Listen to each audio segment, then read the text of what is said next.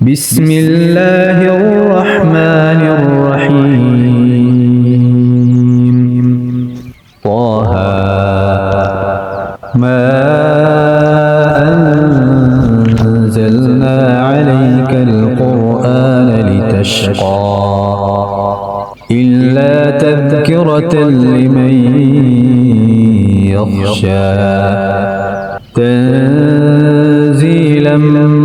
ممن خلق الأرض والسماوات العلى الرحمن على العرش استوى له ما في السماوات وما في الأرض وما بينهما وما تحت الثرى وإن تجهر بالقول فإنه يعلم السر وأخفى الله لا إله إلا هو له الأسماء الحسنى. وهل أتاك حديث موسى إذ رأى نارا فقال لأهلهم كثوا إني آنست نارا لعلي آتيكم منها بقبس أو أجد على النار هدى. فلما أتاها نودي يا موسى إني أنا ربك فاخلع عليك إنك بالوادي المقدس طوى وأنا اخترتك فاستمع لما يوحى إنني أنا الله لا إله إلا أنا فاعبدني وأقم الصلاة لذكري إن الساعة آتية أكاد أخفيها لتجزى كل نفس بما تسعى فلا يصدنك عنها من لا يؤمن بها واتبع هواه فتردى. وما تلك بيمينك يا موسى قال هي عصاي أتوكأ عليها وأهش بها على غنمي ولي فيها مآرب أخرى. قال ألقها يا موسى فألقاها فإذا هي حية تسعى قال خذها ولا تخف سنعيدها سيرتها الأولى واضمم يدك إلى جناحك تخرج بيضاء من غير سوء آية أخرى لنريك من آياتنا الكبرى. اذهب إلى فرعون إنه طغى قال رب اشرح لي صدري ويسر لي أمري واحلل عقدة من لساني يفقه قولي واجعل لي وزيرا من أهلي هارون أخي اشدد به أزري وأشركه في أمري كي نسبحك كثيرا ونذكرك كثيرا إنك كنت بنا بصيرا. قال قد أوتيت سؤلك يا موسى ولقد مننا عليك مرة أخرى إذ أوحينا إلى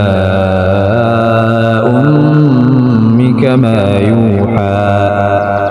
أن اقذفيه في التابوت فاقذفيه في اليم فليلقه اليم بالساحل يأخذه عدو لي وعدو له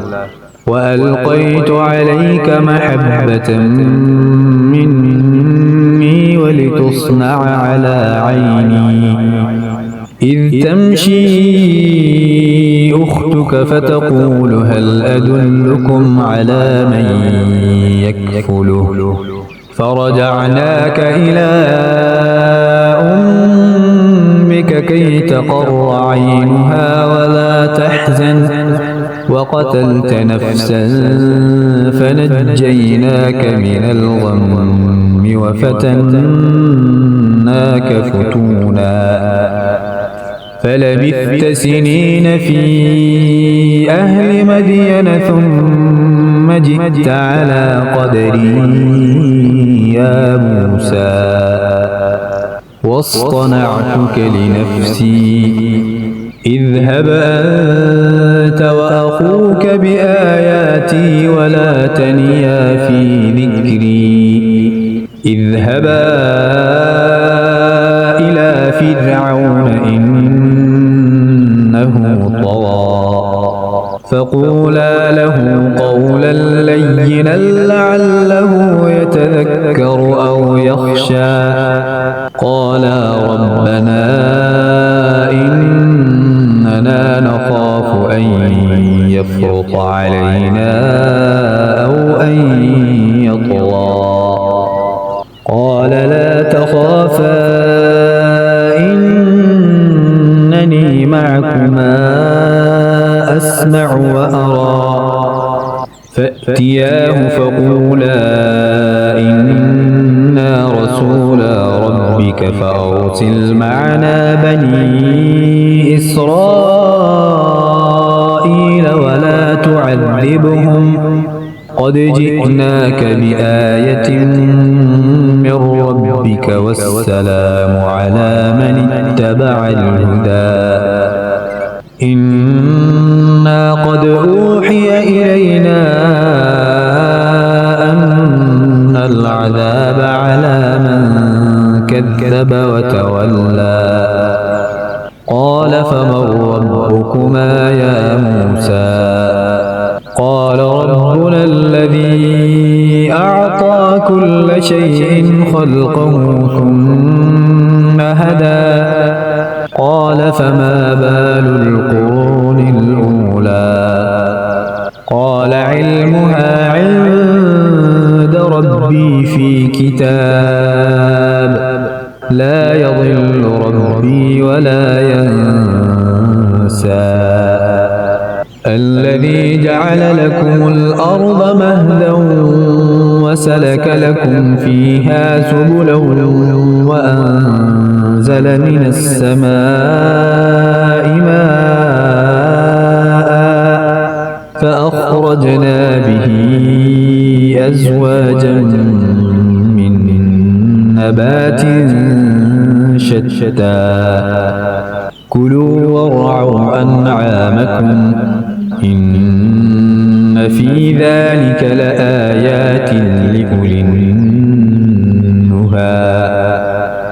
منها خلقناكم وفيها نعيدكم ومنها نخرجكم تارة أخرى ولقد أريناه آياتنا كلها فكذب وأبى قال أجئتنا لتخرجنا من أرضنا بسحرك يا موسى فلنأتينك بسحر مثله فاجعل بيننا وبينك موعدا لا نخلفه نحن ولا أنت مكانا سوى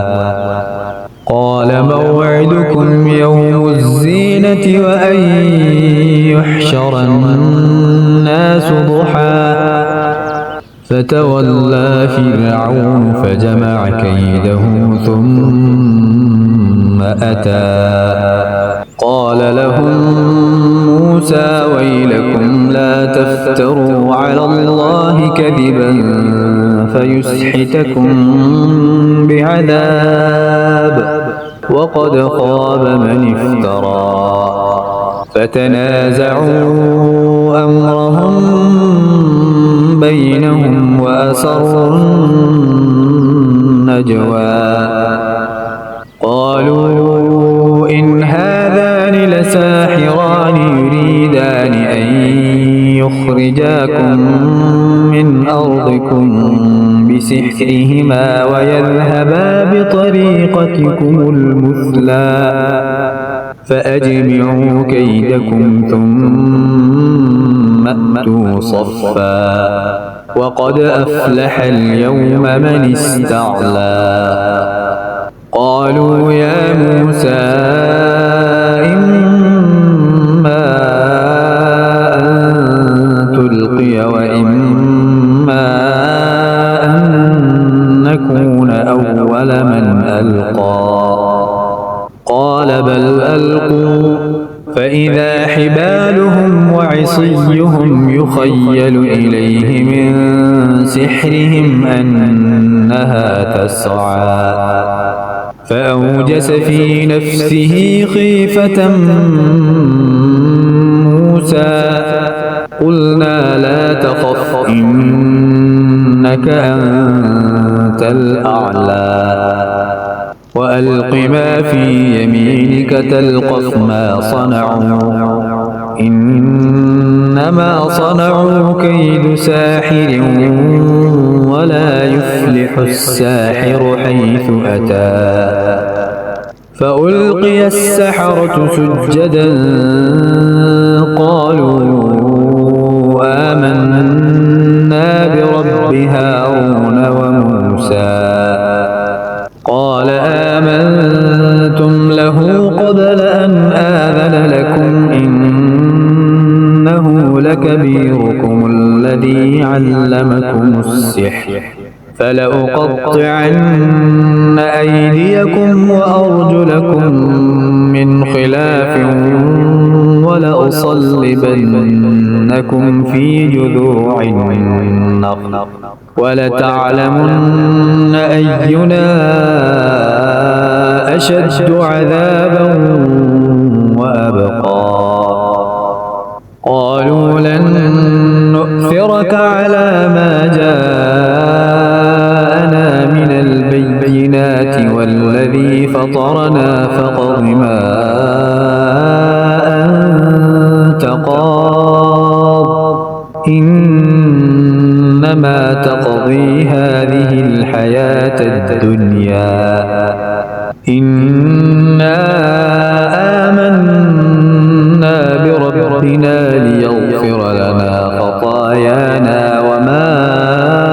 أكرهتنا عليه من السحر والله خير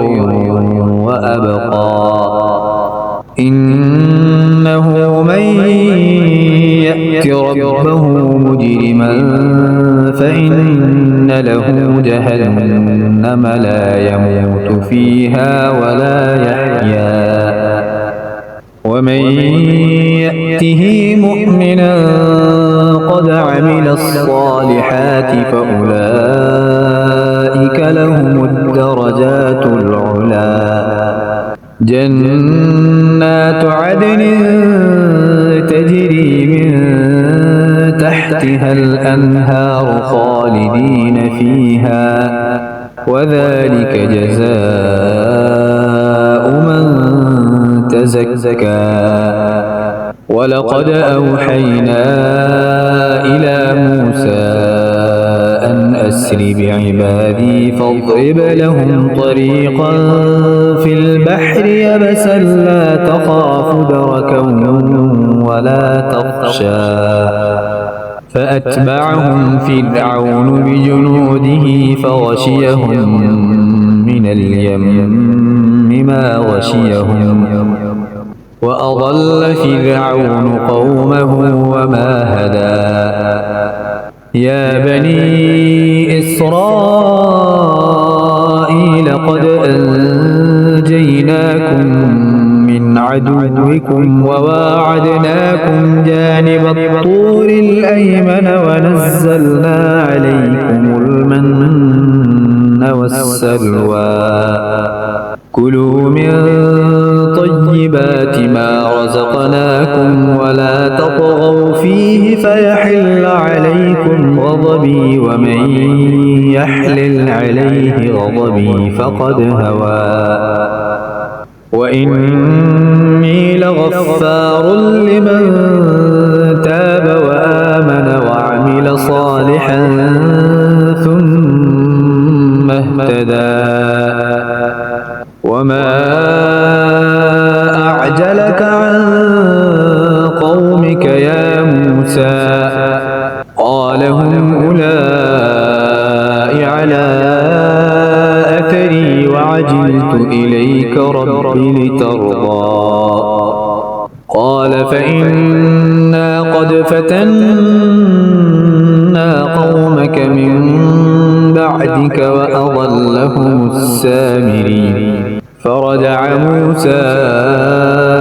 إلى قومه غضبان أسفا قال يا قوم ألم يعدكم ربكم وعدا حسنا أفطال عليكم العهد أم أردتم أن يحل عليكم غضب من ربكم فأخلفتم موعدي قالوا ما أخلفنا موعدك بملكنا ولكننا حملنا أوزارا من زينة القوم فقذفناها فكذلك ألقى السامري فأخرج لهم عجلا جسدا له خوار فقالوا هذا إلهكم وإله موسى فنسي أفلا يرون ألا يرجع إليهم قولا ولا يملك لهم ضرا ولا نفعا ولقد قال لهم هارون من قبل يا قوم إنما فتنتم به وإن ربكم الرحمن فاتبعوني وأطيعوا أمري قالوا لن نبرح عليه عاكفين حتى يرجع إلينا موسى قال يا هارون ما منعك إذ رأيتهم ضلوا ألا تتبعني أفعصيت أمري قال يا ابن أم لا تأخذ بلحيتي ولا برأسي إني خشيت أن تقول فرقت بين بني إسرائيل ولم ترقب قولي قال فما خطبك يا سامري قال بصرت بما لم يبصروا به فقبضت قبضة من أثر الرسول فنبذتها وكذلك سولت لي نفسي قال فاذهب فإن لك في الحياة أن تقول لا مساس وإن لك موعدا لن تخلفه وانظر إلى إلهك الذي ظلت عليه عاكفا لنحرقنه ثم لننسفنه في اليم نسفا إنما إلهكم الله الذي لا إله إلا هو وسع كل شيء علما كذلك نقص عليك من أنباء ما قد سبق وقد آتيناك من لدنا ذكرا من أعرض عنه فإنه يحمل يوم القيامة وزرا خالدين فيه وساء لهم يوم القيامة حملا يوم ينفخ في الصور ونحشر المجرمين يومئذ زرقا يتخافتون بينهم إن لبثتم إلا عشرا نحن أعلم بما يقولون إذ يقول أمثلهم طريقة إن لبثتم إلا يوما ويسألونك عن الجبال فقل ينسفها ربي نسفا فيذرها قاعا صفصفا لا ترى فيها عوجا ولا أمتا يومئذ يتبعون الداعي لا عوج له وخشعت الأصوات للرحمن فلا تسمع إلا همسا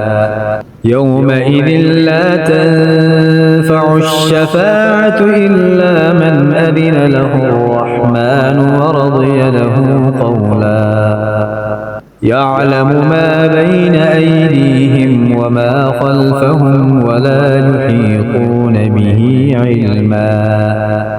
وعنت الوجوه للحي القيوم وقد خاب من حمل ظلما ومن يعمل من الصالحات وهو مؤمن فلا يخاف ظلما ولا هضما وكذلك أنزلناه قرآنا عربيا وصرفنا فيه من الوعيد لعلهم يتقون أو يحدث لهم ذكرا فتعالى الله الملك الحق ولا تعجل بالقرآن من قبل أن يقضى إليك وحيه وقل رب زدني علما ولقد عهدنا إلى آدم من قبل فنسي ولم نجد له عزما وإذ قلنا للملائكة اسجدوا لآدم فسجدوا إلا إبليس أبى فقلنا يا آدم إن هذا عدو لك ولزوجك فلا يخرجنكما من الجنة فتشقى إن لك ألا تجوع فيها ولا تعرى وأنك لا تظمأ فيها ولا تضحى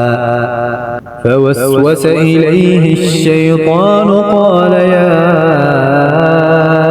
آدم هل أدلك على شجرة الخلد وملك لا يبلى فأكلا منها فبدت لهما سوآتهما وطفقا يخصفان عليهما من ورق الجنة وعصى آدم ربه فغوى ثم اجتباه ربه فتاب عليه وهدى قال اهبطا منها جميعا بعضكم لبعض عدو فإما يأتينكم مني هدى فمن اتبع هداي فلا يضل ولا يشقى ومن أعرض عن ذكري فإن له معيشة ضنكا ونحشره يوم القيامة أعمى قال رب لم حشرتني أعمى وقد كنت كنت بصيرا قال كذلك أتتك آياتنا فنسيتها وكذلك اليوم تنسى وكذلك نجزي من أسرف ولم يؤمن بآيات ربه ولعذاب الآخرة أشد وأبقى أفلم يهد لهم كم أهلكنا قبلهم من القرون يمشون في مساكنهم إن في ذلك لآيات لأولي النهى ولولا كلمة سبقت من ربك لكان لزاما وأجل مسمى فاصبر على ما يقولون وسبح بحمد ربك قبل طلوع الشمس وقبل غروبها ومن آناء الليل فسبح وأطراف النهار لعلك ترضى ولا تمدن عينيك إلى ما متعنا به أزواجا منهم زهرة الحياة الدنيا لنفتنهم فيه ورزق ربك خير وأبقى وأمر أهلك بالصلاة واصطبر عليها لا نسألك رزقا نحن نرزقك والعاقبة للتقوى وقالوا لولا يأتينا بآية من ربه أولم تأتهم بينة ما في الصحف الأولى ولو أنا أهلكناهم بعذاب من قبله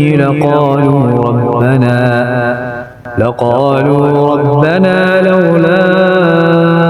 أرسلت إلينا رسولا فنتبع آياتك من قبل أن نذل ونخزى قل كل متربص فتربصوا فستعلمون من أصحاب الصراط السوي ومن اهتدى